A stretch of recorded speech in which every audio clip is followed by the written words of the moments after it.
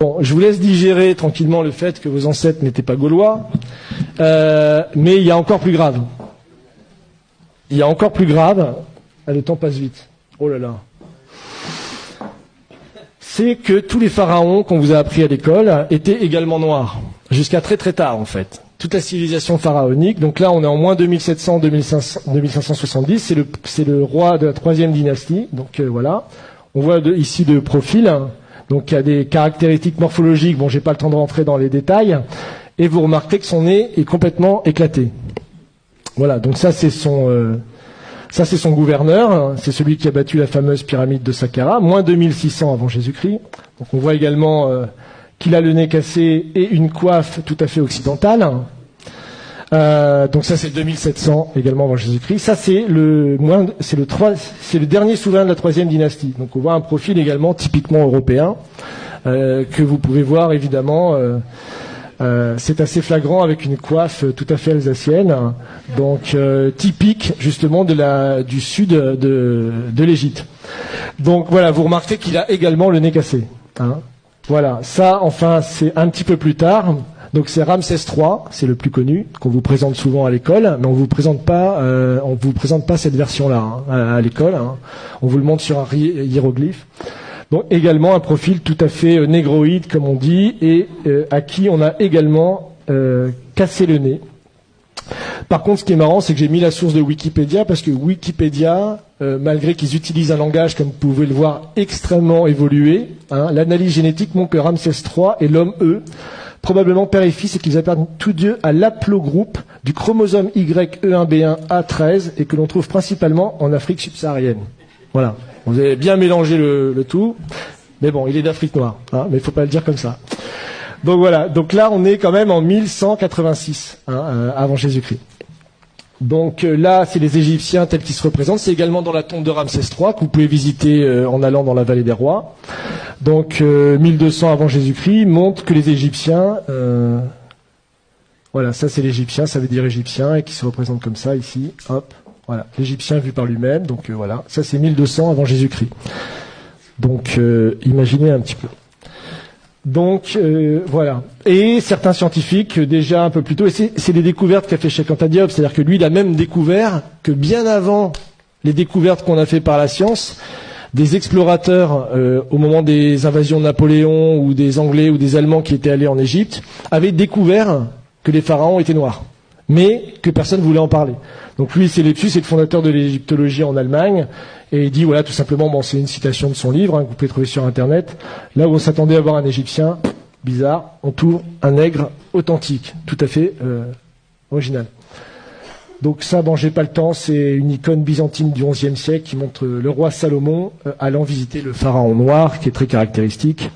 Et dans le Cantique des Cantiques, pour ceux qui connaissent la Bible, vous connaissez ce passage, je suis noire et pourtant belle, fille de Jérusalem, comme les temples de Kédar, les pavillons de Salomon. Voilà, pour ceux qui... Voilà. Donc voilà, encore une fois, là, il y en a plein, en fait. Hein. Bon, non seulement l'homme avant d'être blanc était noir, non seulement les pharaons également étaient noirs, et on bâtit également était le berceau des sciences et des arts. Et ça, c'est la vraie négation, je pense, la plus consciente qui a été faite jusqu'à présent et qui perdure dans nos écoles aujourd'hui, même jusqu'en Europe. Donc, puisque vous avez là également dans une des tombes, 2000 ans avant la balance d'Archimède, le système de balance avec des curseurs afin de déplacer le centre d'inertie. Donc, vous avez là tout simplement le point de levier et ici ce qu'on appelle le principe d'Archimède qui disait pour soulever la terre, donnez-moi un point d'appui, qu'il a rédigé dans un traité, évidemment, 2000 ans plus tard, enfin 1500 ans plus tard, et en disant que c'était sa découverte et que c'était lui qui avait découvert toutes ces sciences géométriques. Donc, encore plus intéressant, le papyrus de Moscou, donc ça, il se trouve à Moscou, justement, aujourd'hui, il est au musée Pouchkine de Moscou. Et en fait, c'est les papyrus qui prouvent toutes les découvertes géométriques qui ont été faites par l'Égypte noire pharaonique, justement, entre moins 1500 et moins 3000 avant Jésus-Christ. Donc là, vous avez par exemple la pyramide tronquée, vous avez le calcul de la demi-sphère, vous avez Pythagore, vous avez le calcul des ellipses, Vous avez ça aussi, là c'est l'autre papyrus de Rhind. Donc vous avez ici donc le théorème de Thalès. Donc, ça vous trouvez aussi dans les tombes, dans le papyrus.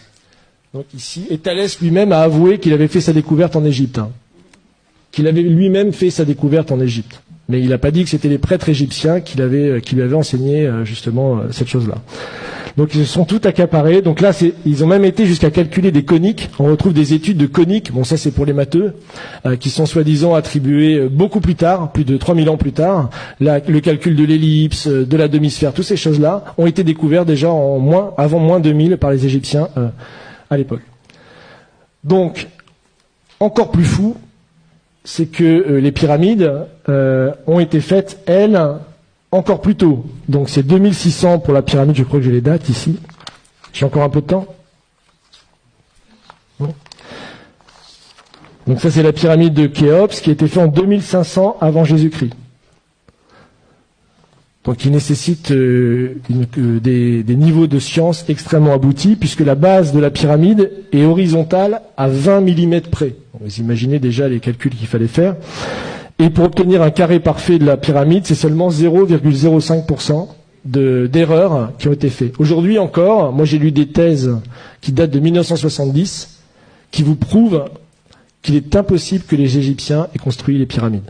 Il y a des thèses qui sont écrites là-dessus jusque dans les années 70. J'ai même une citation là, qui est sur un site de vulgarisation scientifique. Ils ont des dizaines de milliers d'abonnés. C'est vraiment une chaîne YouTube et tout ça qui est très bien.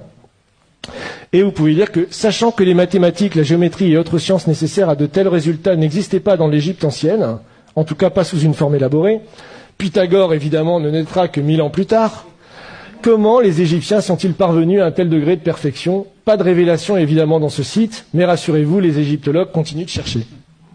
Donc ça, c'est publié en 2015. Vous imaginez.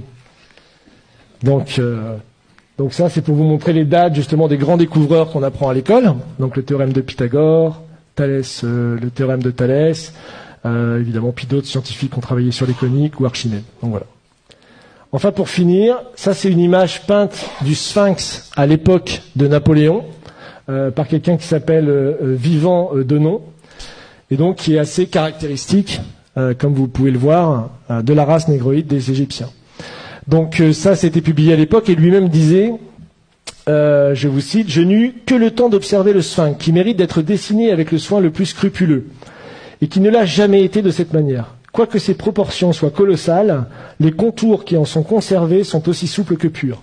L'expression de la tête est douce, gracieuse et tranquille. Le caractère en est africain, mais la bouche dont les lèvres sont épaisses a une mollesse dans le mouvement et une finesse d'exécution vraiment admirable. C'est de la chair et de la vie. Quant au caractère de leur figure humaine, n'empruntant rien des autres nations, ils ont copié leur propre nature, qui était plus gracieuse que belle. En tout le caractère africain, dont le nègre à la charge est peut-être le principe. » Donc ça, le Sphinx, je vous rappelle, c'est en même temps que les pyramides, c'est 2600 avant Jésus-Christ. C'est d'ailleurs jusque la basilique Saint-Pierre de Rome, je crois que c'est plus grand que la basilique Saint-Pierre de Rome encore aujourd'hui, et c'est encore aujourd'hui la plus grande sculpture réalisée sur un seul bloc, 2600 ans avant Jésus-Christ.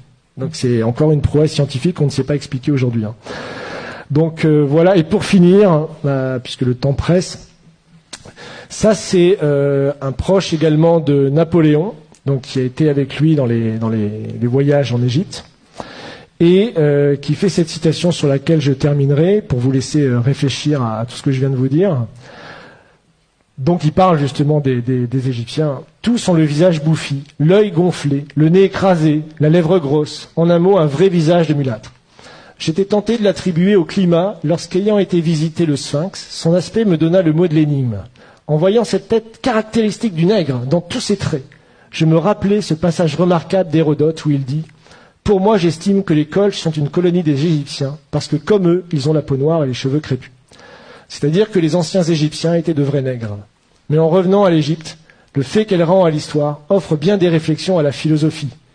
Quel sujet de méditation de voir la barbarie et l'ignorance actuelle des Coptes, issus de l'alliance du génie profond des Égyptiens et de l'esprit brillant des Grecs, de penser que cette race noire, aujourd'hui notre esclave, est l'objet de nos mépris, et celle-là même à qui nous devons nos arts, nos sciences et jusqu'à l'usage de la parole. Imaginez enfin que c'est au milieu des peuples qui se disent les amis de la liberté et de l'humanité que l'on a sanctionné le plus barbare des esclavages est mis en problème si les hommes noirs ont